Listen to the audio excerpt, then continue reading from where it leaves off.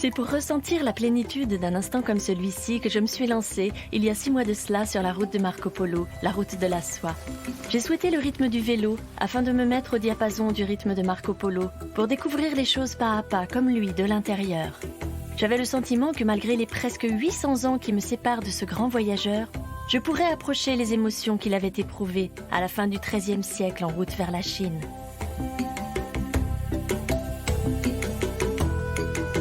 Marco Polo, toi le Vénitien, fils de Niccolo Polo, tu n'as connu ton père qu'à l'âge de 15 ans quand celui-ci est rentré de son premier voyage en Asie, effectué pendant de longues années avec son frère Maffeo. Les deux marchands y avaient rencontré là-bas un certain Kubilai Khan, empereur mongol régnant sur un empire allant de la mer du Japon jusqu'aux portes de l'Europe, qui leur avait donné comme mission de revenir le voir avec de l'huile du Saint-Sépulcre de Jérusalem, la bénédiction du pape et 100 savants capables de l'instruire sur la chrétienté.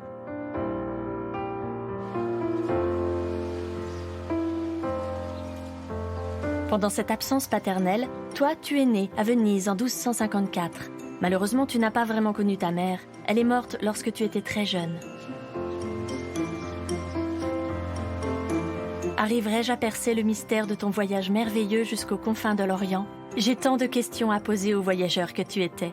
Alors quoi de mieux qu'une lettre ouverte à ton intention, Marco Polo, pour ouvrir un dialogue entre toi et moi, entre les époques, les géographies, les cultures différentes qu'on rencontre sur la route de la soie.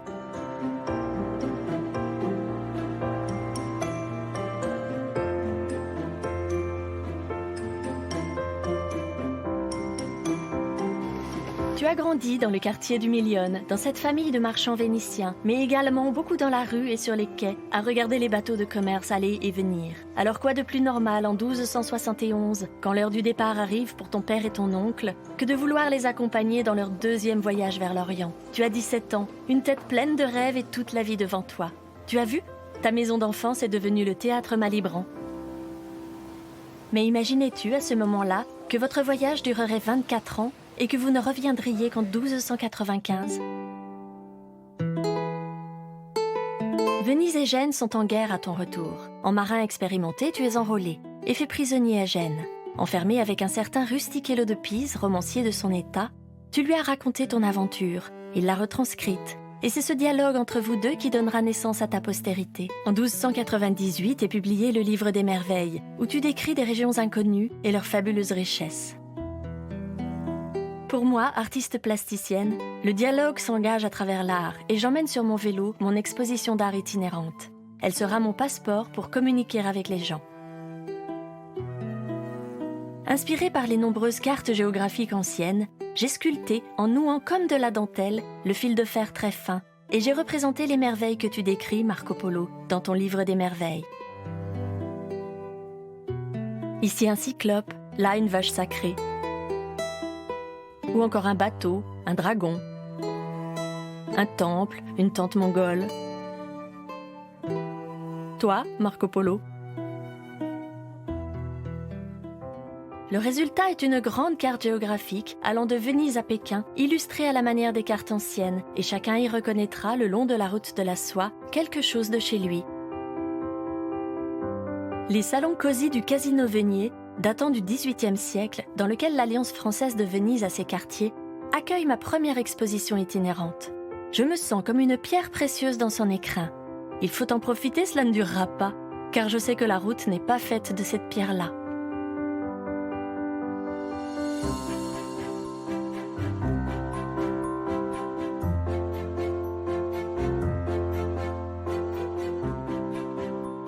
L'heure du départ a sonné. Pour suivre au plus près ton itinéraire, Marco Polo, je pars de Venise en bateau comme toi, tout en me laissant gagner par l'émotion de quitter l'admirable beauté de cette ville construite sur pilotis. Je ressens de manière particulièrement forte le lien avec les voyageurs de jadis.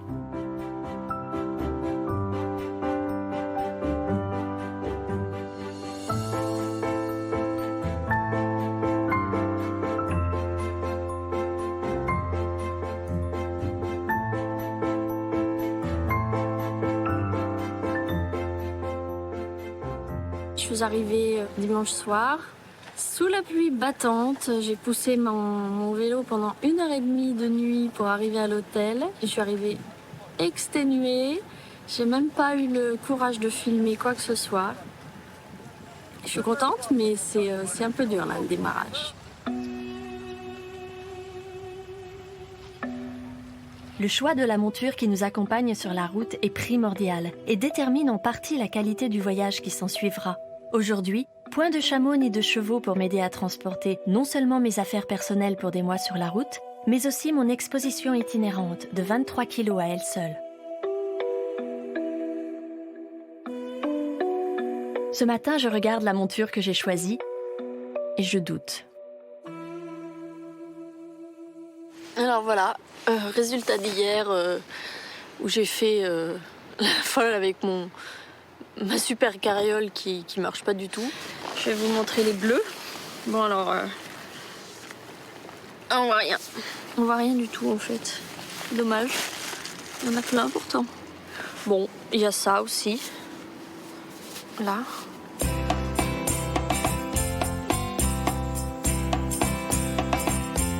Me voilà repartie avec une nouvelle carriole, tournant le dos définitivement, je l'espère, aux problèmes de monture.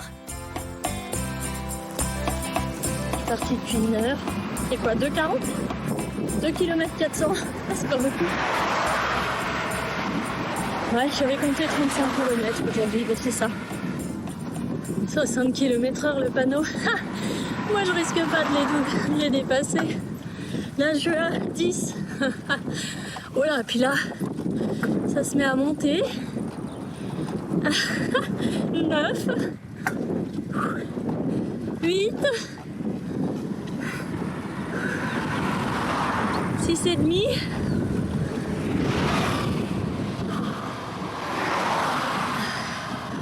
Je pousse le pied. Waouh.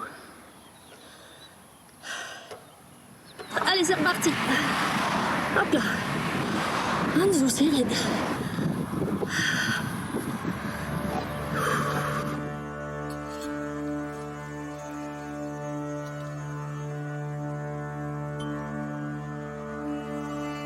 André Malraux a dit « L'art est le plus court chemin d'un cœur à l'autre ». J'ai un questionnement sur la lenteur. En fait, je transporte beaucoup de poids, donc je vais lentement, très lentement. Et beaucoup de cyclistes qui me croisent me disent oh là là, tu es très chargé, c'est pas possible, tu es folle, tu n'y arriveras jamais, tout ça. Et en fait, j'avais prévu un programme effectivement où il fallait aller beaucoup plus vite. Je vais aller plus lentement, c'est clair. Mais en même temps, ça concorde finalement assez bien à ce qu'a vécu Marco Polo, en fait. La lenteur. Expérimenter la lenteur et presque comme un marcheur. En tout cas, si ça monte, je suis comme un marcheur.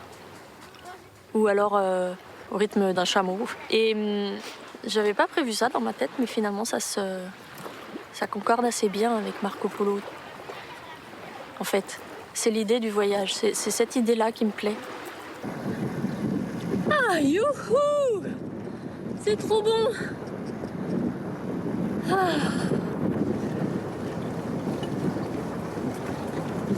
Il n'y a pas un chat sur la route, c'est un vrai bonheur.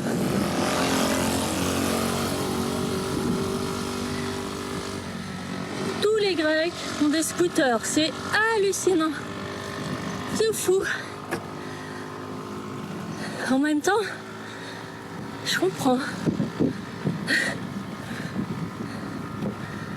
Ça monte, ça descend tout le temps.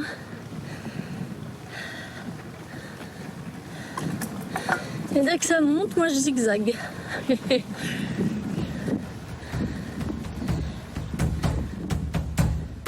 Mer Égée d'un côté, golfe de Corinthe et mer Ionienne de l'autre, un pont enjambe les 25 mètres qui séparent le continent du Péloponnèse. Imaginé par l'empereur Néron, qui inaugure les premiers travaux en l'an 67, le canal de Corinthe ne sera finalement ouvert qu'en 1893.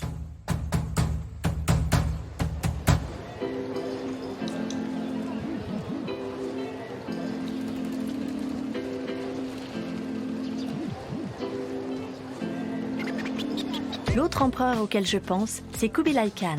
Son empire au XIIIe siècle ne s'étendait pas jusqu'à Athènes, les conquêtes mongoles ayant été stoppées aux portes de l'Europe. Mais il n'aurait sans doute pas renié cette ville tant elle lui ressemble, tout en contradiction. Athènes est un paradoxe à elle toute seule, où tradition et modernité cohabitent sans complexe. Métropole fascinante de presque 670 000 habitants, elle est capable tout à la fois de s'agiter comme un poumon bien vivant du tourisme moderne et en même temps de se figer pendant 3 semaines pour honorer dignement la Pâque orthodoxe. À Athènes, j'ai rendez-vous avec la patience. Dans les rues fraîches de la Plaka, la vieille ville, je n'ai d'autre choix que de me mettre au diapason de la langueur environnante et de méditer sur l'ouverture d'esprit dont a fait preuve Kubilai Khan qui, après le chaos de son grand-père Gengis Khan, a instauré de la mer du Japon aux confins de l'Europe ce qu'on a appelé la paix mongole et voulait qu'on vienne l'instruire sur la religion chrétienne. Et sachez que la lettre contenait ce qui suit. Kubilai Khan faisait dire au pape qu'il lui envoya jusqu'à 100 savants de notre religion chrétienne, parfaitement instruits dans les 7 arts et capables de débattre avec les idolâtres et gens d'autres confessions et de leur démontrer par des arguments rationnels que la religion du Christ est à l'évidence la meilleure et que toutes les autres sont mauvaises et fausses. S'il le prouvait, il deviendrait avec tout son empire le vassal de l'Église. Il les chargea encore de lui apporter de l'huile de la lampe qui brûle sur le tombeau de notre Seigneur à Jérusalem. Tel était, comme vous venez de l'entendre, l'objet de l'ambassade que le grand Seigneur envoyait au pape par ses 3 ambassadeurs, l'officier tartare et les 2 frères, messire Nicolopolo et messire Maféopolo. Je suis fatiguée parce que ça fait à peu près 2 semaines que je gère des problèmes administratifs. J'ai qu'une envie, c'est de pédaler. Rouler.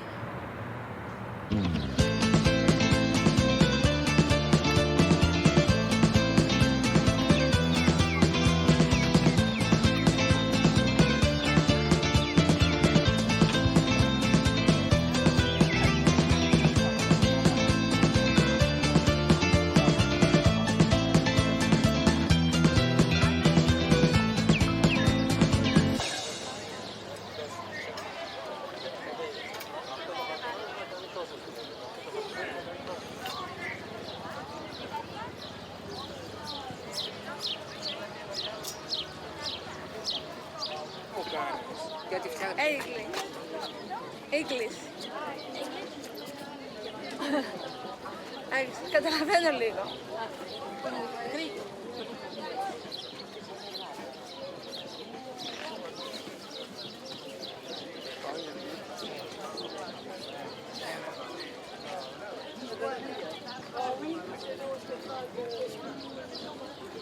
Je me suis installée au pied de l'Acropole.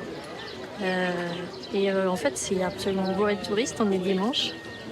Il y a plein de stands où les gens vendent des choses, moi je vends rien. En fait, les gens s'arrêtent, regardent, mais pas forcément. Mais je ne cherche pas non plus à les alpaguer, parce que je sais que moi j'aime pas qu'on m'alpague. Donc voilà, les gens regardent, ils ont l'air très intéressés, beaucoup me félicitent, avec un petit geste, même si on n'est pas la même langue. C'est assez agréable. Là, je me sens dans mon voyage, à fond dans mon voyage. Trop de retard accumulé, visa expiré. Mon itinéraire prévu au départ par la mer Noire n'est plus du tout envisageable et doit être refondé entièrement. La route est implacable. Elle demande adaptation permanente et surtout une grande souplesse d'esprit. C'est beau. Mon Dieu, c'est magnifique. Ça, c'est la Grèce que j'aime, avec tous les cailloux là. Bon, c'est sûr, il fait chaud, il n'y a pas un arbre. Mais ça, j'aime. L'eau est turquoise, c'est hallucinant. Ça donne envie de se baigner. Oh, c'est superbe. On voit le bateau que je vais prendre. Alors, ce ne sont plus des bateaux à voile, évidemment. C'est le Marco Polo d'aujourd'hui. Je suis à l'extérieur du port, là, comme dans une prison. Comme si la liberté était de l'autre côté. Les routes commerciales terrestres serviront jusqu'au XVe siècle, époque à laquelle des voies maritimes sont ouvertes et prennent le relais, car plus sûres et moins chères.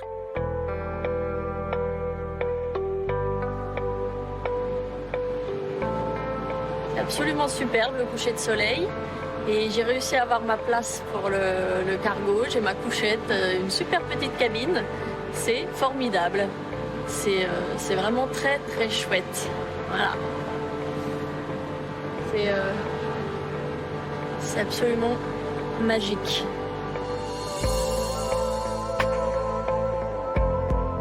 La route de la soie est une voie commerciale transcontinentale, la plus grande dans l'histoire de l'humanité. Elle n'a jamais été une artère unique, mais plutôt un réseau de routes multiples, d'innombrables itinéraires reliant l'Orient et l'Occident. Ces routes ont permis la circulation des caravanes commerciales, mais aussi des cultures, des valeurs spirituelles, des religions, ainsi que des savants, poètes, voyageurs et même combattants.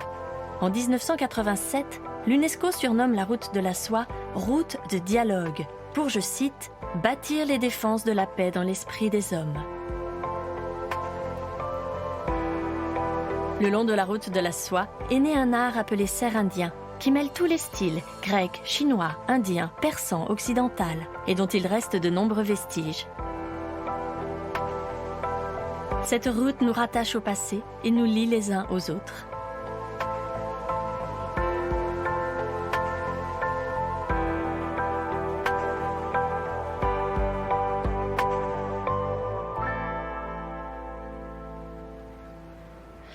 Je viens de passer ma première nuit dehors, en camping au milieu urbain, comme on dit. Et ma foi, ça s'est plutôt bien passé, en fait. Mais c'est vrai que c'est un peu plus fatigant que de dormir dans un endroit où la vigilance s'atténue parce qu'on est en soi-disant sécurité. Mais enfin bon, et en plus j'ai vraiment dormi. Donc voilà, je suis contente. Bon, il n'y a pas de doute, je suis bien sur la route de la soie. Il doit y avoir un parking pour chameaux. Je m'arrête quelques minutes pour prendre un peu de miam-miam. J'ai des kiwis, des abricots secs, des ananas, des papayes, des raisins aussi, un matsu. C'est vraiment très bon. De par sa position stratégique, Chypre a toujours été un lieu d'échange majeur du bassin méditerranéen et le théâtre d'influences nombreuses. Historiquement peuplée par des Grecs et des Turcs, l'histoire moderne de l'île est celle de la division. Libérée du joug britannique en 1960, Chypre a connu quelques années de stabilité, jusqu'au coup d'État de 1974, date à laquelle la Turquie envahit la partie nord de l'île, 37% du territoire. Le sud reste grec, le nord devient turc. Les Grecs du nord abandonnent leur foyer et deviennent des réfugiés dans le sud. Il en sera de même en sens inverse pour les Turcs.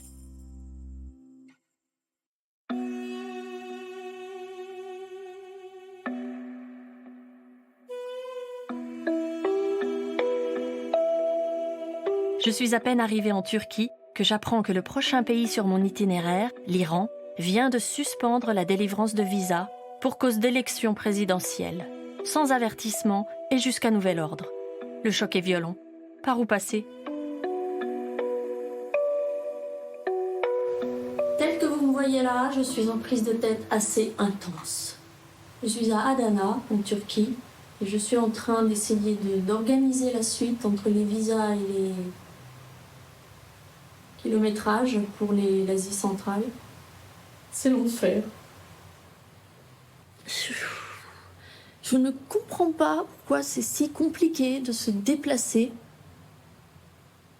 On doit faire des choses mais hallucinantes. Marco Polo, il avait un passe-droit. Alors certes, il avait un passe-droit, une tablette que Kubilai Khan lui avait donnée.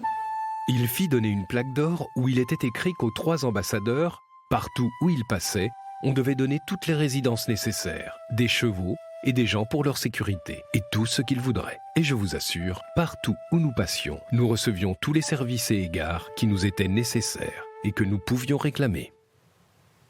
Mais c'est l'horreur, les frontières. C'est l'horreur. C'est juste l'enfer. Et pourtant, je suis française. C'est-à-dire que je suis un des pays où c'est le plus simple d'obtenir des visas. C'est à vous dégoûter. Dégoûter complètement de voyager.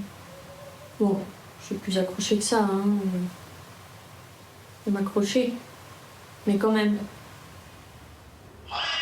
trop long de remonter vers le Caucase au nord et espérer arriver avant la neige des montagnes d'Asie centrale. Et le sud est bloqué par des pays en guerre.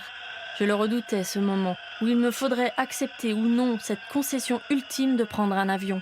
Mais les frontières ne sont-elles pas faites pour être dépassées et les points de vue changés ?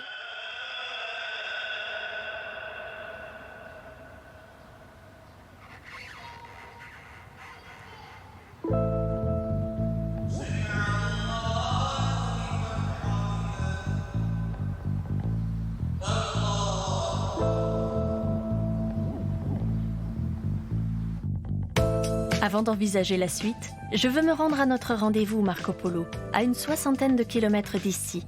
Arrivé en bateau depuis la Terre Sainte, tu avais récolté l'huile du Saint-Sépulcre et la bénédiction du pape à Jérusalem. Et les 3 sages qui faisaient alors partie du voyage pour être présentés au Grand Khan n'avaient pas encore déserté votre caravane trop effrayée par les dangers de la route. Il est vrai que la route de la soie a toujours été dangereuse. Terrain de jeu des bandits attirés par les produits de luxe, rares et chers qui y transitaient. Apparemment, je suis suivie à vélo. 3 garçons, quinzaine d'années.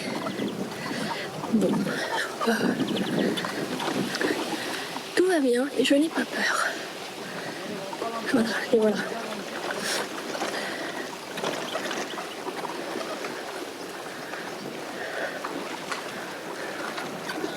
Ah putain, les voilà.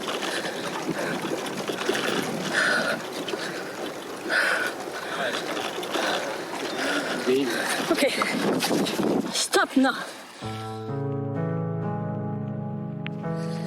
Je viens de me faire agresser. Ces 2 jeunes, ils en voulaient à mon corps.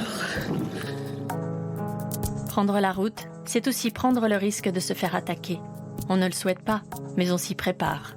Je ne connais pas un voyageur qui n'ait pas relaté une expérience de violence sur sa route. Toi aussi, Marco Polo, tu en parles. Aujourd'hui, j'ai eu de la chance. Ce n'était pas mon heure. Voilà, je suis chez des charmantes personnes où je vais passer la nuit. J'ai demandé gentiment. Et j'ai installé mon exposition dans la cour. C'était génial. Une dame absolument charmante. Oups. Une petite fille adorable.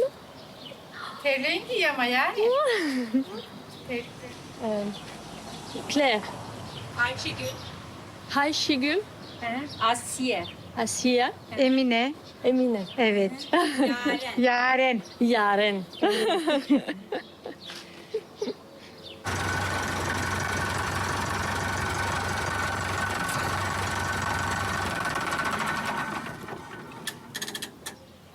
Là-haut, c'est le château. Yılankale. Yılankale. Voilà. Yelankale. Voilà l'ancien caravansérail de Sirkelikoy. Voilà les amis d'un soir qui m'ont accueilli là tout à l'heure, chez qui je vais dormir. Juste au-dessus là, nous avons cette gravure dans la pierre. Ouais. C'est un homme en cape, en robe, avec des chaussures fou, on dirait bien un Vénitien ou enfin un marchand, c'est marrant. Le port de Yumurtalik, autrefois Layas, était un point névralgique des routes de la soie. Tu as accosté là, et c'est de là que tu as entamé ton chemin terrestre vers la Chine. Il y a aussi sur la mer une ville nommée Layas, qui est un grand centre de commerce, car épices, draps de soie et d'or, en provenance de l'intérieur, sont portés à cette ville, toutes les autres choses aussi. Les marchands de Venise, de Gênes et de tout pays y viennent, vendent là leurs produits et achètent ce dont ils ont besoin. Et qui veut aller à l'intérieur des terres, marchand ou autre, part de cette ville.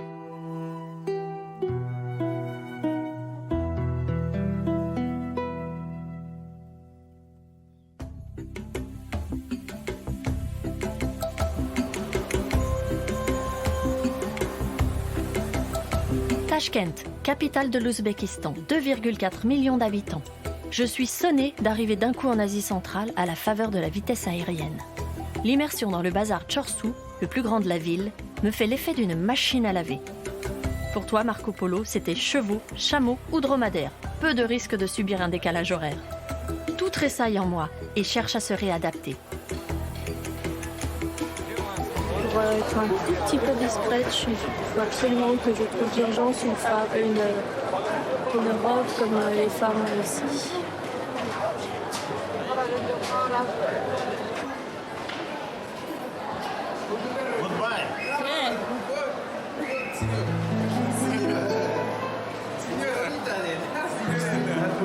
Madame.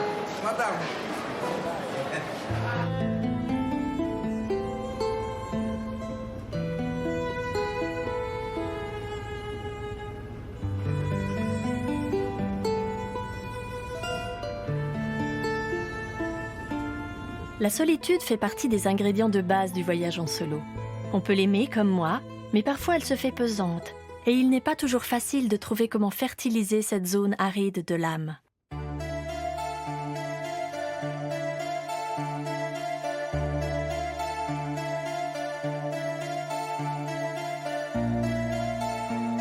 Quand ils eurent traversé ce désert, ils arrivèrent à une cité très grande et magnifique, appelée Boukhara. Le pays aussi se nomme Boukhara. La cité était la plus belle de toute la Perse. Boukhara possède des monuments qui couvrent un millénaire d'histoire. Surnommée le Dôme de l'Islam, cette cité, la plus sainte d'Asie centrale, fut de tout temps un pilier de la religion. Également cité commerciale majeure sur les routes caravanières, Boukhara possède encore des centaines de mosquées, madrassas, bazars, caravansérails, bâtis pour la plupart entre le 9e et le 17e siècle. Sans doute est-ce l'orgueil qui poussa Tamerlan à tourner le dos à Boukhara la Noble, pour aller établir une capitale plus grandiose encore un peu plus loin. Toi qui t'es arrêté presque une année ici, Marco Polo, savais-tu que le minaret Kalon, construit en 1127, cette hampe effilée et altière, faite de briques jaunes délicates qui domine la cité du haut de ses 49 mètres, était construite sur un coussin de roseau qui lui sert de protection antisismique? Gengis Khan lui-même l'aurait, paraît-il, épargné, séduit par sa sobre élégance.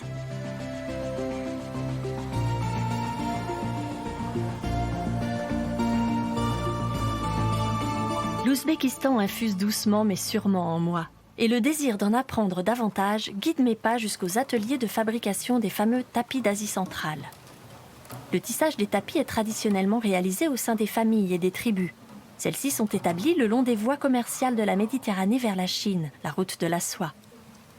Ces jeunes femmes aux mains habiles savent-elles qu'elles sont au centre d'une vaste culture et au cœur même de l'histoire? Elles nous des fils de soie, moi des fils de fer. Nos conditions de vie sont bien différentes, mais nos âmes, elles, ne sont-elles pas sœurs?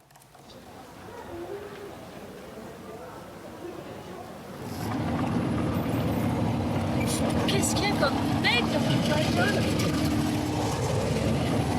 Et où sont les femmes? Où sont les femmes?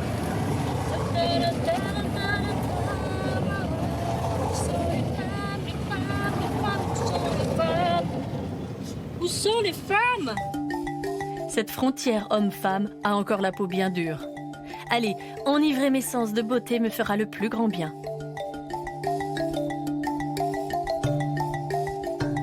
Le cœur de Samarcande est la place du Régistan. Autrefois champ de foire, la place est entourée de 3 spectaculaires madrassas construites entre le 15e et le 17e siècle, qui se dévisagent l'une l'autre en se faisant face. Fondée vers 700 avant notre ère, Samarcande est dévastée par les Mongols en 1220. Amir Timour, dit Tamerlan, chef de guerre aussi impitoyable que mégalomane, décide en 1369 de rebâtir Samarcande et d'en faire la capitale de son empire. Il oblige artistes et ingénieurs à venir y vivre et y travailler. Le résultat est un appel aux rêves. Les merveilles architecturales fleuriront ainsi pendant 4 siècles. Une madrasa est au départ une université. Elle devient école religieuse au XIe siècle, pour se transformer peu à peu en école de théologie. Les cellules des étudiants donnent sur la cour centrale. Samarcande est une ode à la couleur azur, dont les majoliques flamboyantes rivalisent avec le ciel pour vous inonder les pupilles. Les décors géométriques des façades sont obtenus en alternant la brique crue et la brique recouverte d'une glaçure bleu turquoise ou noire. Les motifs étoilés, répétés à l'infini par symétrie, sont aussi somptueux qu'enivrants.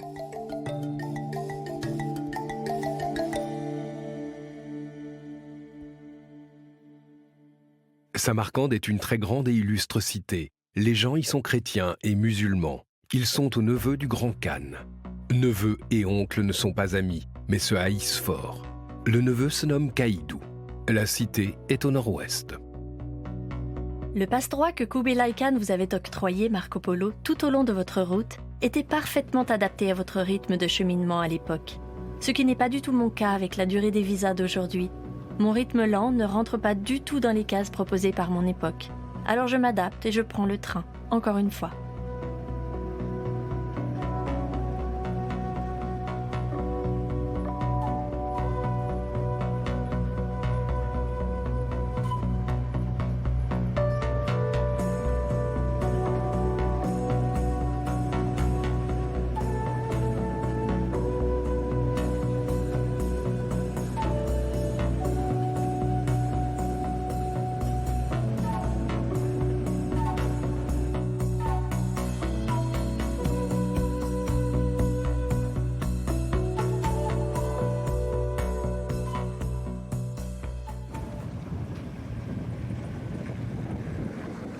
Cette rencontre dans la poussière et le bruit a le goût de l'essentiel et représente le rêve parfait, celui que j'ai fait maintes fois pendant les longues heures passées à nouer mon fil de fer.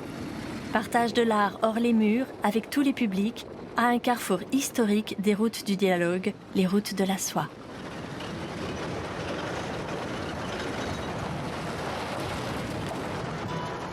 Alors que la nuit avait déjà pris possession du ciel, j'arrivais en pleine ville dans un état de déshydratation et de fatigue intense, proche de l'évanouissement. 8 heures du soir et aucune idée de logement pour la nuit. J'étais furieuse de m'être ainsi mise en danger.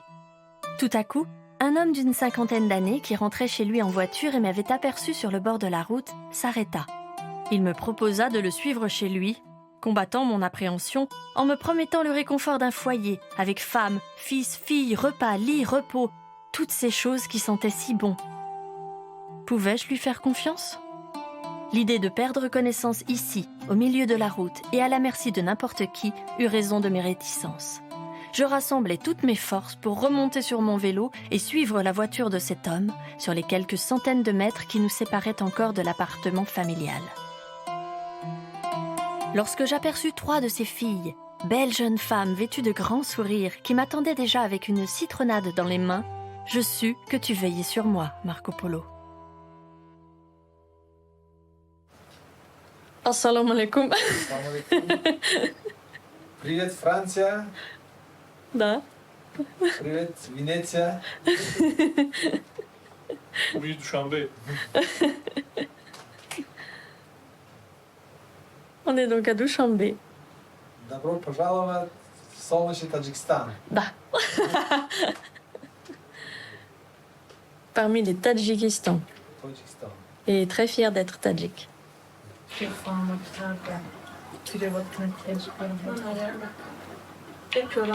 Voilà, dans cette famille qui m'a accueillie, on veut me faire goûter au plat typique. C'est absolument magnifique. Un voyage en solo n'est jamais un exploit solitaire. Vous prendrez toujours conscience à un moment ou à un autre que vous avez besoin des autres pour vous aider à votre réussite. Ça, c'est la préparation du pain. Non.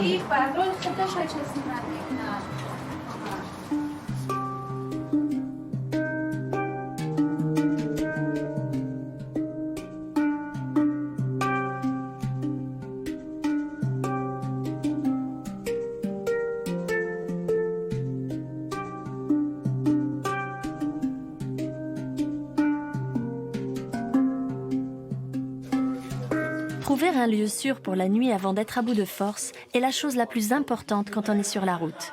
À ton époque, Marco Polo, les caravansérails étaient là pour ça. Un caravansérail était un bâtiment fortifié servant de gîte-étape pour protéger des attaques le soir venu les marchands, leurs marchandises et leurs montures. Lieu d'étape et d'échanges commerciaux intenses, ces refuges jalonnaient les routes commerciales de la soie.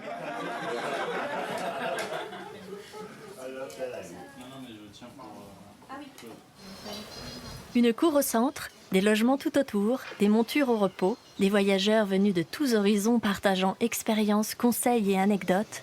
Les guest houses d'aujourd'hui ressemblent étrangement à des caravansérails modernes.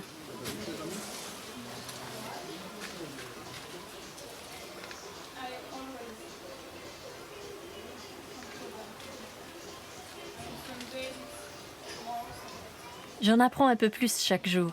La route de la soie est véritablement une route de dialogue et de coopération, et non une route de performance. Cela s'impose à vous. D'ailleurs, les marchands ne parcouraient que rarement la route de la soie dans son intégralité. Ils en effectuaient une portion seulement, laissant aux marchands suivants le soin de parcourir la portion suivante. Ton voyage, Marco Polo, sur l'intégralité de ce tracé, fait figure d'exception dans l'histoire de la route de la soie.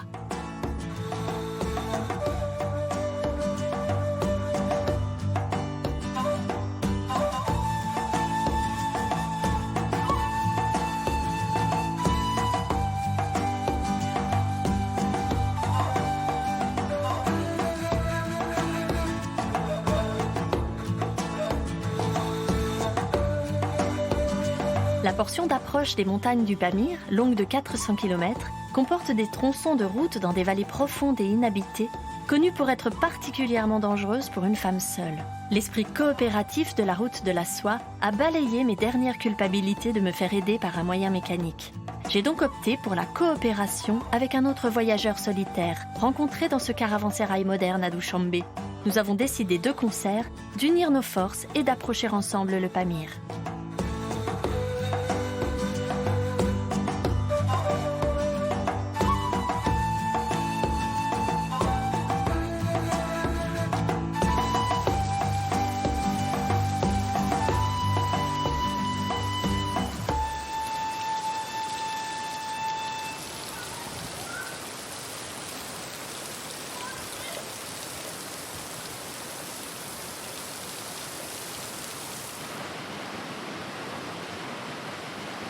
Voilà un joli pont où nous venons de passer. J'ai serré les fesses, on peut le dire. Donc c'est sans doute un pont comme ça qui s'est écroulé l'autre jour avec un camion dessus et qui nous a obligés à faire demi-tour alors qu'on était presque arrivé à Kalaïkou et qu'on fait 300 km de plus, 300-400 km de plus. Mais sinon, c'était Agué, là où le camion est bloqué.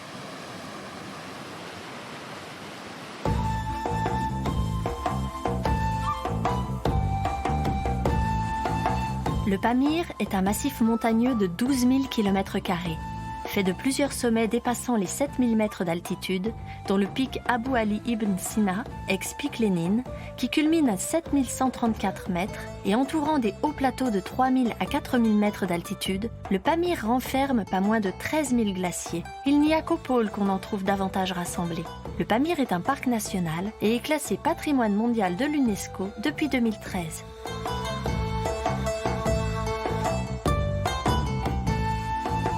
Korog, porte du Pamir, est la capitale des Ismaéliens, courant minoritaire du chiisme se revendiquant d'un islam éclairé. Quand on part du Badakhshan, on chevauche 12 journées vers l'est-nord-est, sur la rive d'un fleuve qui appartient aux frères du seigneur du Badakhshan, où il y a des villages, cités et habitations en quantité. Les gens de ce pays adorent Mahomet. Les paisibles Ismaéliens se défient du sunnisme qui accourt tout autour d'eux dans la région.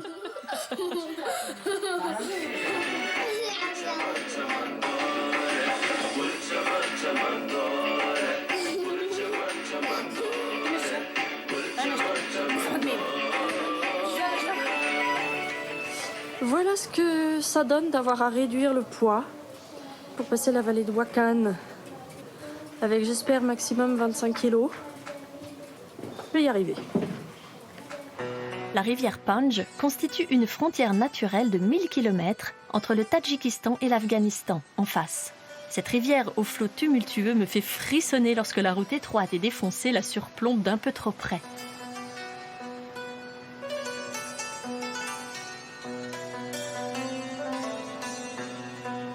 La vallée fertile permet de cultiver l'orge et le blé.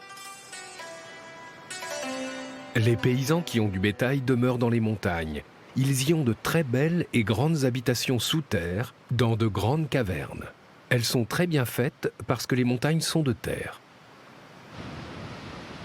De l'autre côté de la Panj, afin de créer un passage suffisamment large et solide pour qu'une moto puisse l'emprunter, les Afghans taillent à la dynamite leur piste à flanc de montagne.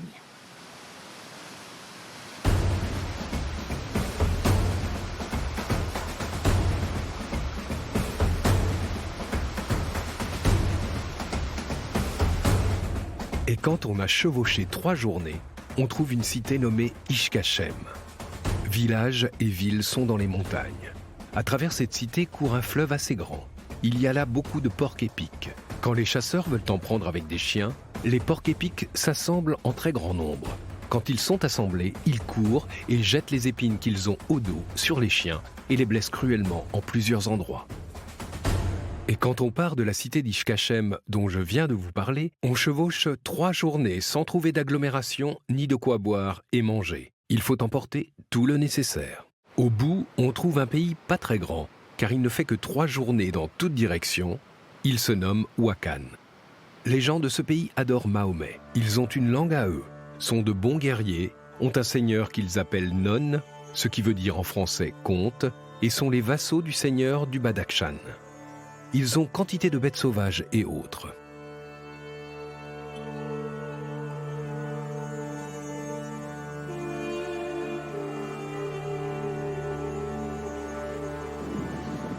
Voilà, je me trouve sur la montée vers la passe de Kargouche Pass, qui est en fait là on voit derrière moi et l'embranchement exact où la rivière Pamir qui rejoint la rivière Wakhan qui arrive là-bas derrière, la montagne qu'on voit pour former la Panj, voilà, qui est la branche mère de la Moudaria. Et je suis au point exact où on ne sait pas si Marco Polo a pris la vallée que je prends moi ou bien la vallée de derrière, la vallée de Wakhan. Voilà. Je suis toute seule, c'est fantastique, mais c'est dur parce que c'est très pentu. Et puis la route, c'est même pas une route, c'est une piste. Donc je dérape, donc je pousse. Voilà, je ne peux pas monter sur mon vélo, donc je pousse. Et donc je suis vraiment avec toi, Marco Polo.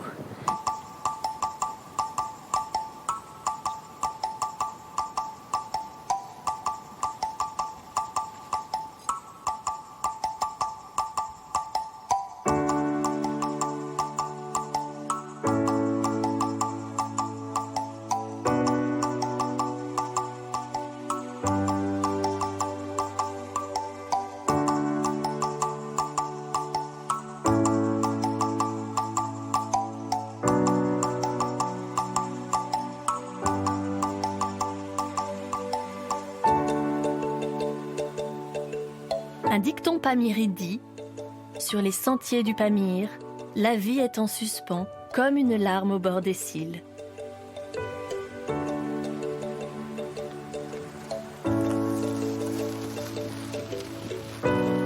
Je me demande si l'éloignement des autres êtres humains n'est pas parfois un réconfort.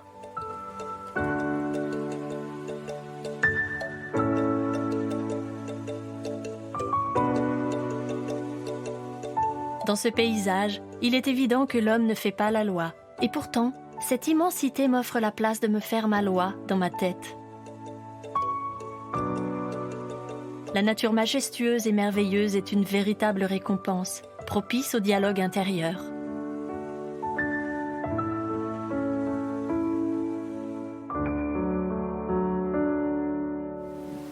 Je me suis arrêtée pour déjeuner.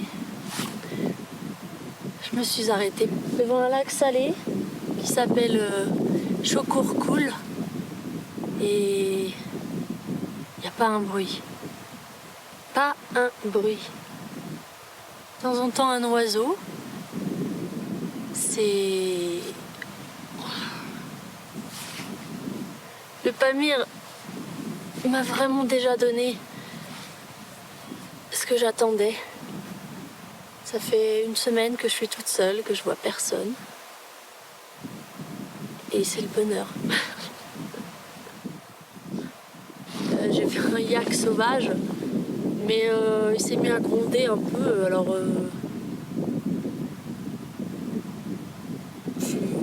j'ai fermé mes bagages et puis je suis repartie.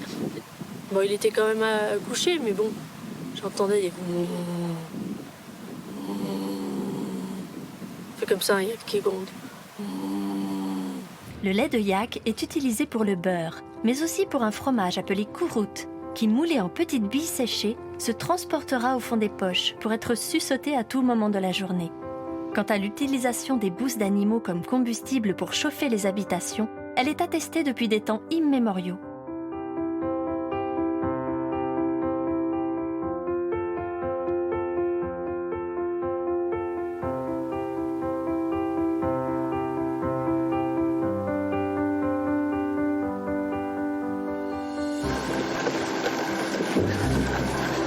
C'est tellement beau! La route M41, aussi appelée Pamir Highway, est la seule et unique route carrossable qui traverse la chaîne du Pamir. Elle relie Osh, au Kyrgyzstan, à Mazar-e-Sharif, en Afghanistan, en passant par le Tadjikistan et l'Ouzbékistan. C'est la deuxième plus haute route du monde et son tracé est ancestral. Par ce plateau, on chevauche bien 12 journées, et il s'appelle Pamir. Durant ces 12 journées, on ne trouve ni habitation ni auberge, rien que la solitude. Et les voyageurs doivent emporter la nourriture nécessaire. Il n'y a là pas un oiseau, à cause de l'altitude et du froid. Et je vous certifie que le feu, à cause de ce grand froid, n'est pas si clair ni si chaud qu'ailleurs, et qu'on a du mal à cuire la nourriture. La M41 est surnommée route de tous les trafics. Toutes sortes de marchandises plus ou moins licites transitent ici depuis des milliers d'années. On va encore tourner, là, pour découvrir encore un autre paysage. C'est vraiment majestueux, c'est le mot. Oh, une vallée toute plate et toute verte. Et c'est étonnant ça. Oh là là. Et puis c'est peut-être ça mon Gab. Ça doit être ça. Oh là là.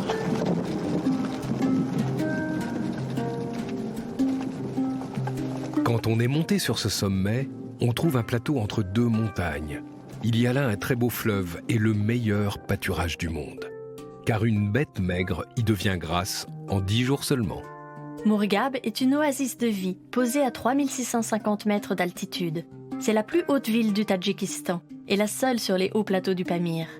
Et c'est ici, à la faveur d'une détente procurée par la douceur soudaine de ce havre de paix, que la réjouissance de mon entrée en Chine toute proche trouve enfin le loisir de s'épanouir dans ma tête.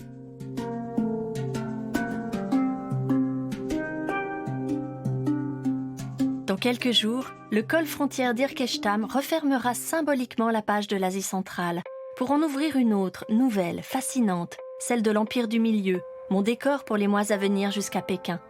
J'en salive déjà et m'accorde là, à Saritash, un repos bien mérité.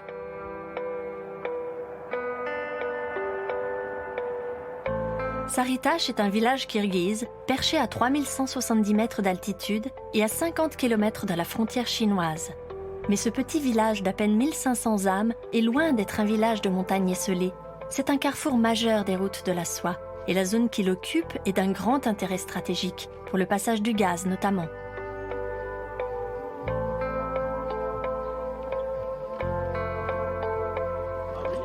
La nouvelle est tombée telle une déflagration. La porte de la Chine se ferme devant moi. Le gouvernement chinois vient de décider de ne plus délivrer aucun visa d'entrée aux frontières de son territoire. Le visa doit être demandé dans le pays d'origine du demandeur, par le demandeur lui-même et en personne. Ce qui signifie pour moi à l'ambassade de Chine à Paris. Cette décision s'applique à tous les ressortissants des pays occidentaux, sauf rares exceptions comme pour les Suisses. Cet obstacle administratif dû aux hommes, alors que dans ces contrées il aurait dû venir de la montagne ou des limites de mon corps, sonne le glas de ma quête dans tes pas, Marco Polo. Cette fois-ci, la route de dialogue devient la route de non-dialogue. Je dois renoncer à poursuivre mon voyage, mais ce à quoi je ne renoncerai pas, Comme le dit l'UNESCO à propos de la route de la soie, c'est à bâtir les défenses de la paix dans l'esprit des hommes. Marco Polo, à présent que je referme ton livre des merveilles et ma lettre ouverte, je te pose cette question. As-tu découvert, toi aussi, en plus de toutes ces merveilles visibles à nos yeux, des merveilles beaucoup plus cachées, intimes, insondables, celles que chacun possède au fond de lui?